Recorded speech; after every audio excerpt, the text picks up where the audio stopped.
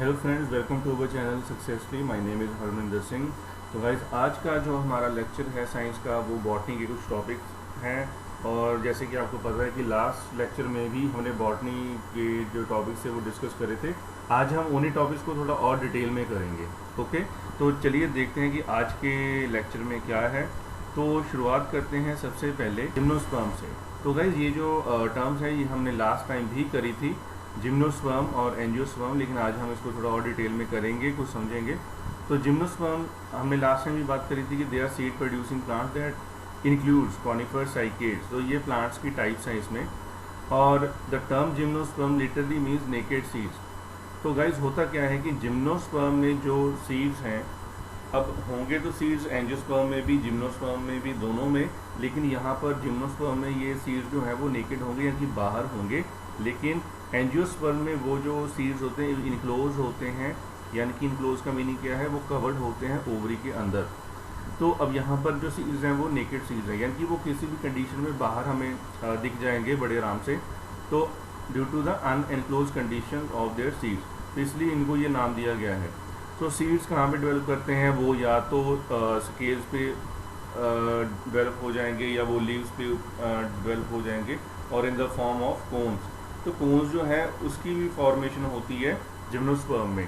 तो गाइस, यहाँ पर इसकी कुछ एग्जांपल्स दे रखी हैं। यू है, इसमें यू बेरीज लगती हैं। तो टोरेया है, जिंको है। तो ये कुछ टाइप्स हैं जो जिम्नोस्पर्म। अब ये देखिए, यहाँ पर ये यू बेरीज हैं, तो देखिए सीड्स जो हैं वो बाहर हैं। Okay, so these are gymnosperms. और ये देखिए, ये टोरेया है, तो ये भी सीड्स जो हैं देखिए बाहर लगे हुए हैं। कहीं फ्रूट में वो छिपे नहीं हुए, वो बाहर दिख रहे हैं, क्लियरली दिख रहे हैं। ठीक है, इसी तरह ये जिंको ट्री है, तो इसमें भी ऐसे ये जो सीड्स हैं वो बाहर हैं। ठीक है, तो ये जो सारी एग्जांपल्स हैं ये जिम्नोस्पर्म की हैं। ठीक है, आई होप कि आपको ये पता चल गया होगा। ये बिल्कुल सिंपल कंसेप्ट है, तो सिंपल क्वेश्चन ही आपके सामने आएगा। ये देखते हैं, तो इसमें ये कोन लाइक स्ट्रक्चर बन जाती हैं जिम्नोस्पर्म में। जैसे ये है, तो ये पार्ट आपने देखा भी होगा कि घरों में ये ऑर्नामेंटल प्लांट की तरह काम करता है, घरों में होता भी है। तो ये सारे कोन्स बन जाते हैं। ठीक है, तो इसकी फॉर्मेशन भी जिम्नोस्पर्म्स की होती है। तो ये एक बहुत ही इंपॉर्टेंट फीचर है किसका, जिम्नोस्पर्म का। देखते हैं एंजियोस्पर्म की अगर हम बात करें, तो एंजियोस्पर्म जो है वो मोस्ट डाइवर्स ग्रुप है लैंड प्लांट्स का, एंजियोस्पर्म।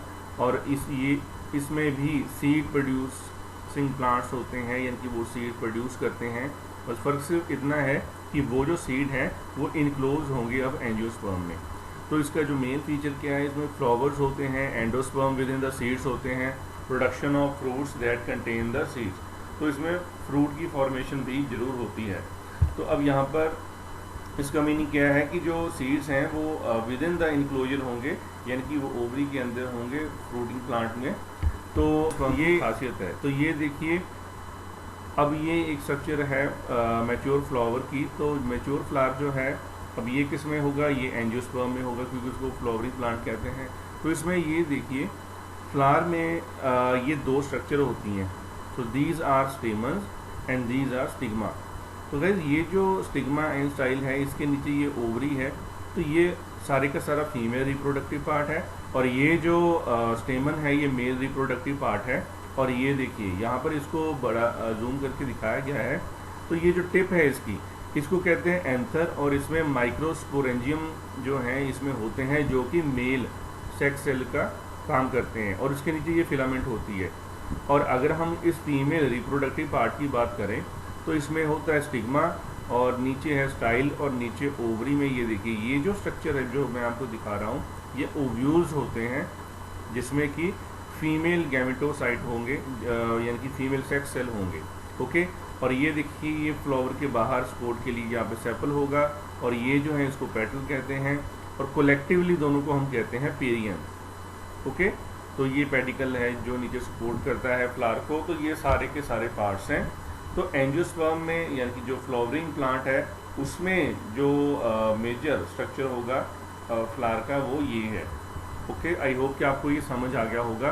तो ये है मेल पार्ट और ये है फीमेल पार्ट। और दूसरी बात फ्रेंड्स ये है कि अब ये देखिए, यहाँ से ये माइक्रोस्पोरेंजियम थे, ये निकल के, अगर यहाँ से निकल के ये यहाँ पर एंटर हो गए, स्टिग्मा में एंटर हो गए, तो उसको हम सेल्फ पॉलिनेशन कहेंगे, क्योंकि सेम फ्लावर में ही वो रिप्रोडक्शन हो रही है, यहीं पर वो फर्टिलाइजेशन हो रही है। अगर ये सेम प्लांट के किसी और फ्लावर में चले जाएं तो वो भी सेल्फ पॉलिनेशन ही कहलाएगी।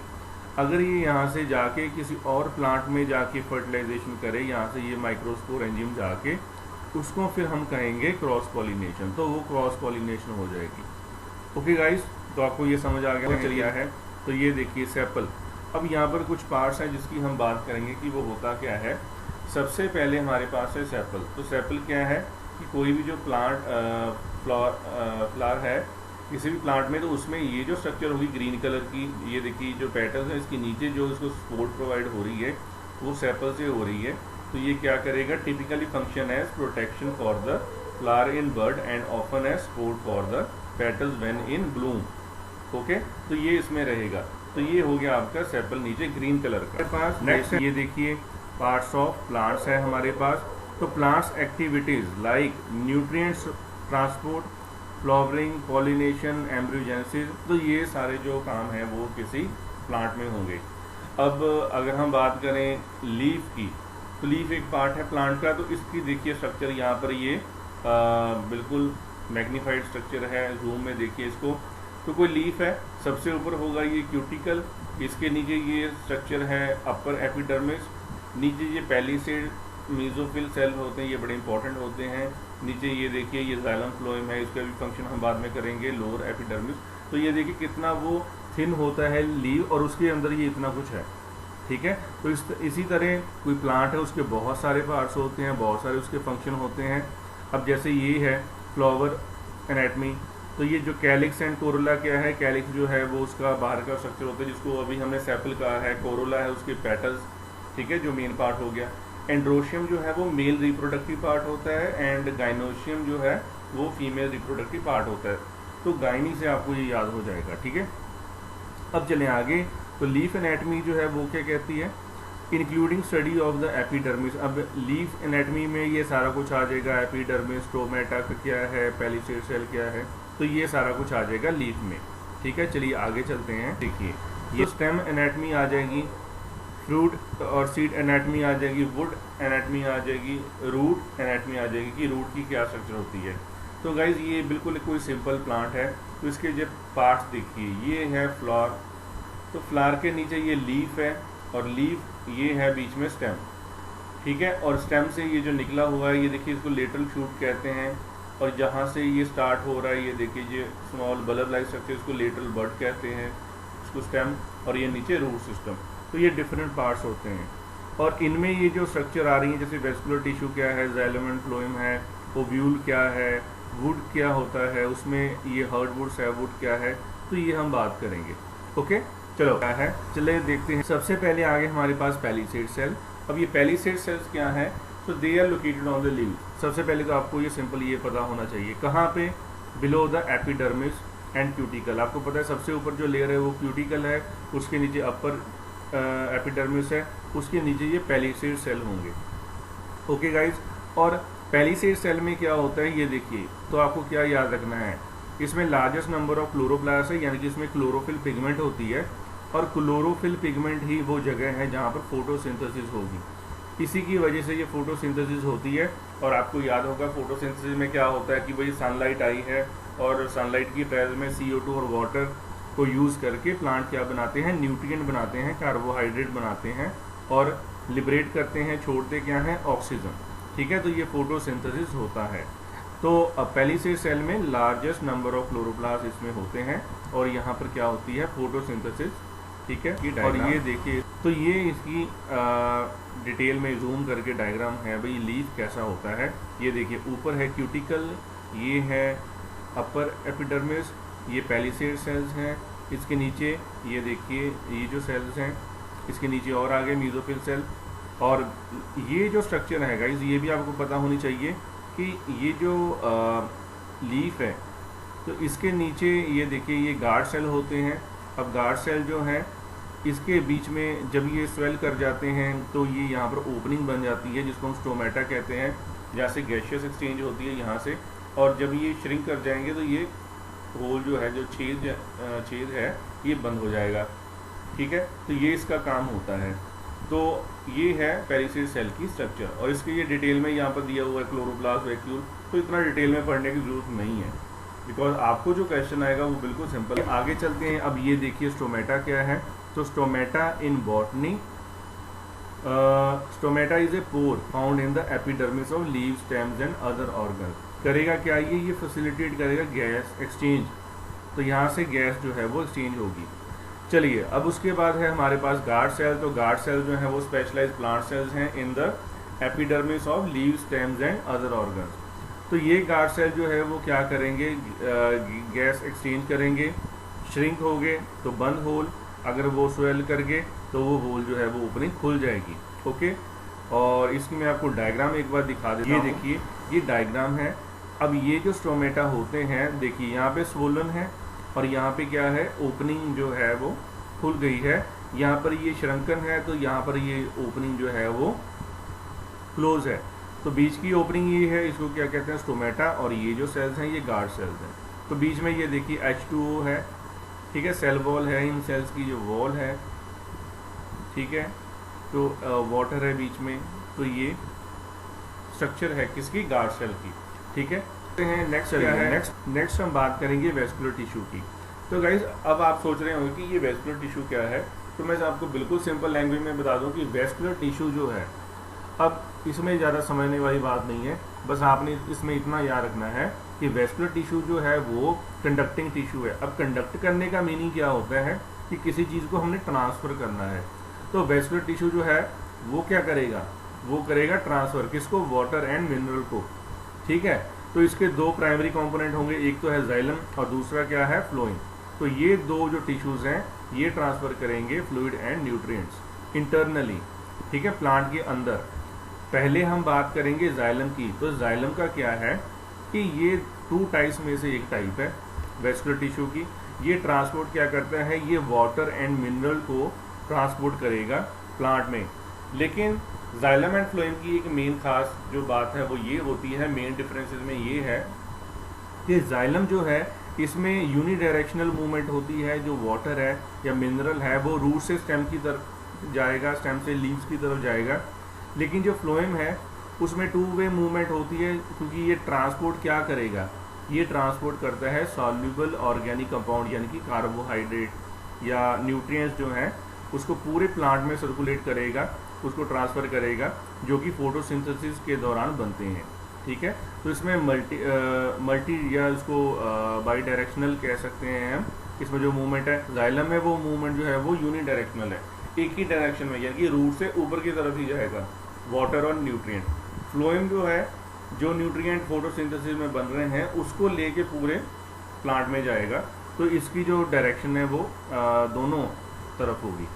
अब ये क्या ट्रांसपोर्ट करेगा, sugar sucrose two parts of the plant, ठीक है। तो फ्रेंड्स आई होप कि आपको ये समझ आ गया होगा। जाइलम जो है ये रूट से वाटर एंड मिनरल को एब्जॉर्ब करके ऊपर की तरफ भेजेगा, और फ्लोएम जो है ये उन न्यूट्रिएंट्स को पूरे प्लांट में सप्लाई करेगा जो कि फोटोसिंथेसिस के दौरान बने। चलिए ये देखिए डायग्राम, अब यहाँ पर बिल्कुल क्लियर है, ये जाइलम है, ये फ्लोएम है।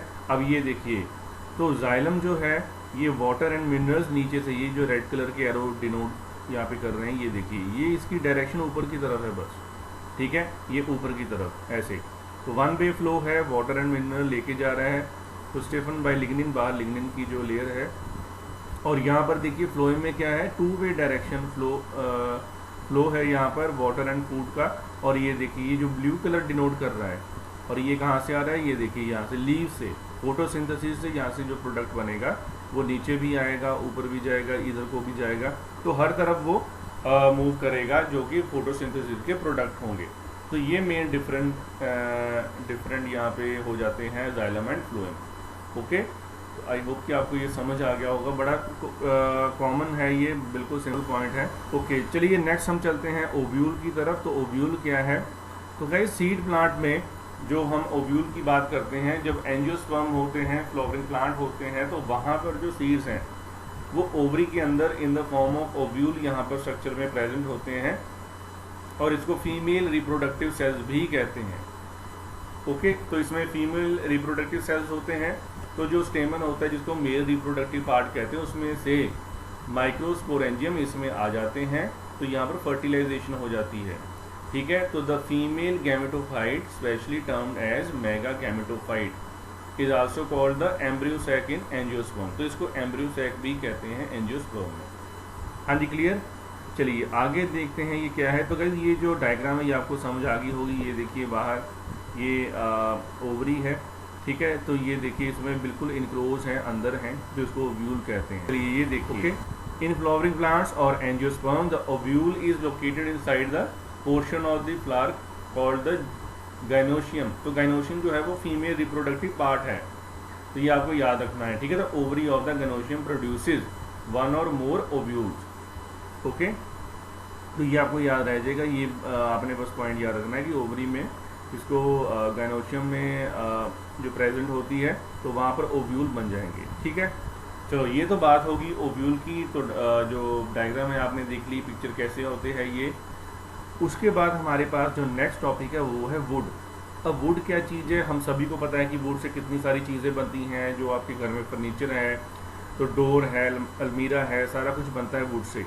होती क्या है, ये porous and fibre structural tissue होता है जो कि हमें स्टेम से, ट्रंक से मिलता है, ठीक है। और इसी की वजह से बहुत सारे जो ट्रीज हैं ऑल ओवर द वर्ल्ड हर साल काटे जाते हैं, तो बहुत ज़्यादा डिफॉरेस्टेशन होती है। अब ये वुड जो है ये किससे बनी होती है, तो आपने ये पॉइंट याद रखना है, कॉम्पोजिट ऑफ सेलुलोज फाइबर। तो इसमें सेलुलोज फाइबर्स होती हैं जो कि लिग्निन में एम्बेडेड होती हैं, उसमें फिक्स होती हैं। ओके, तो सेलुलोज फाइबर्स होती हैं, ये आपको बस याद होना चाहिए, ठीक है। और ये रेजिस्ट करती हैं किसको, कंप्रेशन को। ये रेजिस्ट करती हैं कंप्रेशन को। अब इसके टू पार्ट्स होते हैं, heart wood and sap wood. इसके ऊपर गाइस यूपीएससी में भी क्वेश्चन आ चुका है, तो ये आपको पता होना चाहिए। जब हम वुड को काट के ना क्रॉस सेक्शन में देखेंगे तो आप देखोगे कि उसमें डिफरेंट टाइप्स है। तो उसमें ही दो टाइप्स हैं, heart wood and sap wood. Okay, तो हर्ट वुड जो है ये वुड का इनर साइड है, जो कि किससे बनता है, जो केमिकल ट्रांसफॉर्मेशन होती है उसके इनर साइड पे स्टेम में, और ये रेजिस्टेंट टू डिके होता है, ये बहुत ज़्यादा हार्ड होता है, तो इसको हर्ट वुड कहते हैं, ठीक है। हर्ट वुड क्यों, क्योंकि वो सेंटर में स्टेम के प्रेजेंट होता है। जैसे हर्ट हमारी बॉडी में सेंटर में प्रेजेंट है, बिल्कुल चेस्ट में, तो इसी तरह ये बिल्कुल सेंटर में। तो ये देखिए, और दूसरा क्या है, सैप वुड। अब सैप वुड जो है वो थोड़ी यंगर होती है और आउटर मोस्ट वुड होती है, जो यानी कि वो बाहर की तरफ होती है। तो गाइस हमने क्या करा, ये स्टेम लिया, इसको क्रॉस सेक्शन में काट लिया। अब ये देखिए बिल्कुल सेंटर में जो पॉइंट है उसको हम पिथ कहते हैं। अब वहाँ से लेके यहाँ तक ये जो इनर वुड है इसको हम क्या कहेंगे, हर्ट वुड। और यहाँ से ये जो बाहर तक है इसको हमने क्या कहा, सैप वुड। और उसके बाहर आ गया हमारे पास, ये देखिए यहाँ पर वेस्कुलर टिश्यू, तो इसमें क्या है, कॉर्केम्बियम इसको हम कहेंगे। और इसको फ्लोएम, इसमें फ्लोएम वाला पार्ट भी होगा। और बाहर है इसके बार्क, जिसको हम कहते हैं कि भाई ये पेट की छील है, बाहर का पार्ट है, ठीक है, तो वो हो जाएगा बार्क, बाहर। ये देखिए, और ये जो रिंग्स हैं इससे ट्री की एज पता चल जाती है, क्योंकि जैसे जैसे इसकी एज बढ़ती जाएगी, इसमें ईयर ऐड होते जाएंगे, तो इसमें रिंग्स जो हैं वो बनते जाएंगे। तो साइंटिस्ट इस मेथड को यूज़ करते हैं to count the age of the tree. Okay guys, तो ये हार्ड वुड है, हर्ट वुड, और बाहर ये जो है सॉफ्ट जो है वो सैप वुड है। ओके गाइज, आई होप कि आपको ये बिल्कुल पॉइंट समझ आ गया होगा, ठीक है। तो इसका जो मेन फंक्शन है सैप वुड का वो क्या है, to conduct water from the roots to the leaves and to store up. अब इसमें सैप वुड में ये जो वाटर है वो स्टोर रहता है, तो जब लीव्स को या पूरे प्लांट को बाद में ज़रूरत पड़ेगी तो वो उसको सप्लाई कर देगा। तो यानी कि वो इसको स्लो नहीं होने देगा, वो इसको वाटर की अनअवेलेबिलिटी नहीं होने देगा, वो वाटर को हमेशा अवेलेबल। नेक्स्ट हमारे पास जो टॉपिक है वो है प्लांट रिप्रोडक्शन। तो गाइज अब हम बात करेंगे कि प्लांट रिप्रोडक्शन जो है प्लांट्स में कैसे होती है। तो सबसे पहले तो रिप्रोडक्शन की बात करें, रिप्रोडक्शन का मीनिंग होता है प्रोड्यूसिंग न्यू ऑफस्प्रिंग, यानी कि नेक्स्ट जनरेशन को बनाना, ठीक है। जैसे ह्यूमंस में होता है, एनिमल्स में होता है, तो प्लांट्स में भी ये होता है। और यहाँ पर इसके टू टाइप्स होते हैं, सेक्सुअल एंड एसेक्सुअल, ये हमें पता है। अब सेक्सुअल रिप्रोडक्शन में क्या है कि जो फ्यूजन ऑफ गैमीट्स होगा, वहाँ पे गैमीट्स से फर्दर ऑफस्प्रिंग बनेंगे, और ऑफस्प्रिंग जो है वो जेनेटिकली डिफरेंट होंगे पेरेंट और या एक पेरेंट से या दोनों पेरेंट से, ठीक है, तो उसको हम सेक्सुअल रिप्रोडक्शन कह दिया। ए सेक्सुअल रिप्रोडक्शन में क्या है प्लांट्स में, अब यहाँ पर फ्यूज़न ऑफ गैमीट से ये बनेंगे जो नेक्स्ट जनरेशन होगी प्लांट की, तो इसको हमने क्या कह दिया, इसको हमने कहा asexual reproduction. Okay guys, तो genetically identical to the parents. अब यहाँ पर ये जो ऑफस्प्रिंग होंगे ये पेरेंट के बिल्कुल क्या होंगे, ये डिटो कॉपी होगी उसकी, ठीक है, तो ये उसके बिल्कुल क्लोन होंगे, तो यानी कि जेनेटिकली आइडेंटिकल होंगे, ठीक है। हाँ, अगर कोई उसमें म्यूटेशन हो जाए, तो म्यूटेशन क्या होती है, जब कोई जीन में कोई चेंज आ जाए उसको हम म्यूटेशन कहते हैं। तो अगर यहाँ पर कोई म्यूटेशन हो जाए फिर हो सकता है कि वो अपने पेरेंट प्लांट से मैच ना करें, उनके साथ आइडेंटिकल ना हो। अदरवाइज ए सेक्सुअल रिप्रोडक्शन में क्या है कि जो ऑफस्प्रिंग है वो पेरेंट के साथ बिल्कुल आइडेंटिकल होता है। अब यहाँ पर क्या है कि यहाँ पर गैमीट्स जो हैं वो फ्यूज़ नहीं करते जैसे कि सेक्सुअल रिप्रोडक्शन में होता है। ओके, ए सेक्सुअल रिप्रोडक्शन में जो गैमीट्स हैं वो फ्यूज़ नहीं करते। तो इसमें अगर अब पॉइंट है कि अगर ये गैमीट्स जो हैं वो नहीं फ्यूज़ करते तो इसमें होता क्या है, तो हो गया क्या यहाँ पे, तो ए सेक्सुअल रिप्रोडक्शन में ये डिफरेंट टाइप्स होंगी, बाइनरी फिशन है, बर्डिंग है, फ्रेगमेंटेशन है, तो ये सारे डिफरेंट इसमें मेथड हैं। तो इसमें से हम इम्पॉर्टेंट करेंगे जो इसमें इम्पॉर्टेंट है, ये देखते हैं। तो सबसे पहले क्या है, सबसे पहले हमारे पास है बर्डिंग। अब बर्डिंग में क्या है कि जो न्यू ऑर्गेनिज्म होता है तो ये डेवलप करता है फ्रॉम एन आउटग्रोथ। अब कोई प्लांट है उसके ऊपर एक आउटग्रोथ बन जाएगी, एक स्ट्रक्चर बन जाएगी जिसको हम बड कहते हैं, सेल डिवीजन से बन जाएगी वो, और उसी जगह पे न्यू जो प्लांट है, जो स्मॉल प्लांट है वो बढ़ना शुरू हो जाएगा, ठीक है। तो स्मॉल बल्ब लाइक प्रोजेक्शन जो बनेगी, अब जैसे यीस्ट सेल है तो यीस्ट में जो रिप्रोडक्शन होगी वो एसेक्सुअल रिप्रोडक्शन होगी जिसको हम बडिंग कहते हैं। स्मॉल बल्ब लाइक प्रोजेक्शन उसमें होगी और जिसको हम कहेंगे बड। उसके बाद क्या है कि the newly created organism is a clone. तो जो भी ऑर्गेनिज्म यानी कि न्यू प्लांट बनेगा तो वो क्लोन होगा। ओके गाइज, अब बात करें अगर हम फ्रेगमेंटेशन की, तो फ्रेगमेंटेशन में क्या होता है कि multi cellular organism is a form of A sexual reproduction. तो गाइज पहले हमने बात कर ली बडिंग की, अब फ्रेगमेंटेशन की बात करेंगे। तो ये मल्टी सेलुलर ऑर्गेनिज्म में होता है, तो ये टाइप किसकी है, ए सेक्सुअल रिप्रोडक्शन की। अब इसमें सिंपली क्या है कि जो ऑर्गेनिज्म है वो स्प्लिट हो जाता है, फ्रेगमेंट में स्प्लिट हो जाएगा और उसकी हर फ्रेगमेंट न्यू इंडिविजुअल बना सकती है। सॉरी, तो अब यहाँ पर क्या है कि जो प्लांट है वो स्प्लिट हुआ फ्रेगमेंट्स में और हर फ्रेगमेंट जो है फर्दर न्यू मैच्योर प्लांट बना देगी। तो ये देखिए, तो ये जो फुल ग्रोन इंडिविजुअल्स होंगे they are identical to their parents. Okay, तो ये पॉइंट भी क्लियर हो गया। अब फ्रेगमेंटेशन जो है जिसको हमने क्या कहा, हमने इसको स्प्लिटिंग कहा ना, तो ये फ्रेगमेंटेशन और स्प्लिटिंग होती किस में है, ये बहुत सारे ऑर्गेनिज्म में होंगी, जैसे कि बैक्टीरिया में, साइनोबैक्टीरिया में, फंगी में होगी जैसे कि मोल्ड्स हैं, लाइकन्स हैं, एनिमल्स हैं जैसे कि स्पॉन्जेस, तो इन सभी में ये पाई जाती है फ्रेगमेंटेशन, ठीक है। इसके अलावा हमारे पास वेजिटेटिव रिप्रोडक्शन है जिसको हम वेजिटेटिव प्रोपेगेशन कह देते हैं, वेजिटेटिव मल्टीप्लिकेशन कह देते हैं।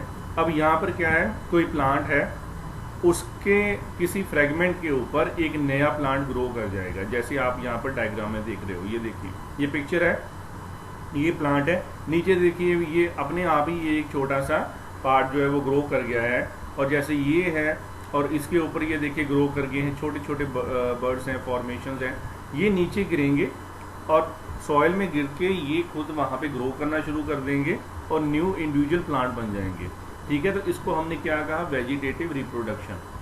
तो they occurring in plants in which a new plant grows from a fragment of the parent plant और a specialized reproductive structure. Okay guys, I hope कि आपको ये समझ आ गया होगा, ठीक है। तो ये देखिए ये प्लांट है, ये स्ट्रक्चर बनी, ये अलग हो जाएगी, ये न्यू प्लांट बन जाएगी। इसी तरह ये है प्लांट, इसमें ये छोटी स्ट्रक्चर बन रही है, ये अलग हो जाएंगी, अलग हो गई, ये सॉइल में ग्रो करेंगी, तो वहाँ पर ये न्यू इंडिविजुअल प्लांट बन जाएंगी, ठीक है। चलिए आगे चलते हैं। तो अब ये देखिए ये है सेक्सुअल रिप्रोडक्शन। तो गाइज अब ये हमारा लास्ट टॉपिक है आज का। तो अगर हम इसमें बात करें, पहले हमने बात करी थी ए सेक्सुअल रिप्रोडक्शन की, अब यहाँ पर सेक्सुअल रिप्रोडक्शन की बात करेंगे जो कि होती है फ्लावर्स में। पर फ्लावर जो है, फ्लावरिंग प्लांट को हम क्या कहते हैं, एंजियोस्पर्म। तो देखते हैं एंजियोस्पर्म में क्या होता है। तो सेक्सुअल रिप्रोडक्शन कैसे होगी, कोई भी फ्लावर है तो उसमें ये पार्ट्स होंगे। नीचे जो ग्रीन कलर आपको दिख रहा है उसको कैलिक्स कहते हैं, सेपल, ठीक है, सेपल यानी कि कैलिक्स, और ये सपोर्ट प्रोवाइड करेगा। और ये जो मेन पार्ट होता है फ्लावर का जिसको हम पेटल्स कहते हैं तो उसको हम कोरोला भी कहते हैं, ठीक है। ये जो पार्ट है इसको हमने क्या कहा, स्टेमन्स यानी कि जो मेल गैमेटोफाइट्स हैं जिसमें मेल सेक्स सेल हैं, ठीक है, ये मेल रिप्रोडक्टिव पार्ट इसको कह सकते हैं। और जो कार्पल्स हैं ये देखिए यहाँ पर ओव्यूल्स बनते हैं जिसमें कि फीमेल गैमेटोफाइट्स होते हैं, तो इसको गाइनोशियम भी कहते हैं। इसको हम क्या कहेंगे, एंड्रोशियम, जहाँ पर मेल रिप्रोडक्टिव पार्ट है, ये फीमेल रिप्रोडक्टिव पार्ट है। तो ये आपको पता होना चाहिए। तो यही यहाँ पर एक्सप्लेन करा गया है कि complete flower has a calyx of outer sepals and a corolla of inner petals and the sepals and petals together form the perianth. अब ये जो दोनों स्ट्रक्चर है, नीचे ये सेपल है, ऊपर ये पेटल्स हैं, तो दोनों को मिलाकर हम क्या कहेंगे, पेरियंट कहेंगे। ओके, तो यहाँ पर ये देखिए स्टेमन्स हैं, बहुत सारे स्टेमन्स हैं। तो होता क्या है कि स्टेमन्स में से माइक्रोस्पोरेंजियम निकलेंगे और वो यहाँ पर फीमेल रिप्रोडक्टिव पार्ट में यानी कि जो स्टिग्मा है वहाँ से एंटर करके वो चले जाएंगे ओव्यूल में, वहाँ पर सीड को फर्टिलाइजेशन कर देंगे, तो वहाँ पर फर्टिलाइजेशन हो जाएगी। नेक्स्ट देखिए यहाँ पोलन ग्रेन्स जो हैं ये कहाँ से निकलते हैं, ये मेल गैमेटोफाइट जो हैं वहाँ से निकलेंगे। और स्टेमन्स जो हैं इसको हम क्या कहते हैं, male part of the flower, ठीक है, जहाँ से ये पोलन ग्रेन्स जो हैं वो निकलेंगे। और दूसरी तरफ क्या है, in the middle there are carpels, और इसमें ओव्यूल्स होते हैं, और within each ovule there is a tiny female gametophyte, तो ये इस गैमेटोफाइट में होते हैं। तो in the middle there are carpels. Okay, तो ये फीमेल पार्ट हो गया और स्टेमन्स क्या हो गया, मेल रिप्रोडक्टिव पार्ट। ओके, सो कार्पल्स में be called the female part of the flower. तो ये आपको क्लियर हो गया। तो जितनी आप पिक्स देखोगे गाइस, जितनी आप डायग्राम देखोगे, उतना आप लोग को समझना जो है वो और भी इजी हो जाएगा। तो ये हमने वो पार्ट करा है आज जो थोड़ा समझने वाला था, जिससे आपका कोई कंसेप्ट जो है वो फुली क्लियर हो जाएगा। तो गाइस नेक्स्ट लेक्चर में हम फैक्चुअल पॉइंट्स करेंगे, ठीक है। तो बॉटनी नेक्स्ट लेक्चर में ख़त्म हो जाएगी, उसके बाद हम फिर कुछ नया कंपोनेंट शुरू करेंगे। आई होप कि आपको आज का जो लेक्चर है वो समझ आ गया होगा, आपके जो कुछ कंसेप्ट हैं वो क्लियर हो गए होंगे। तो next topic we will cover in our next lecture, and till then you.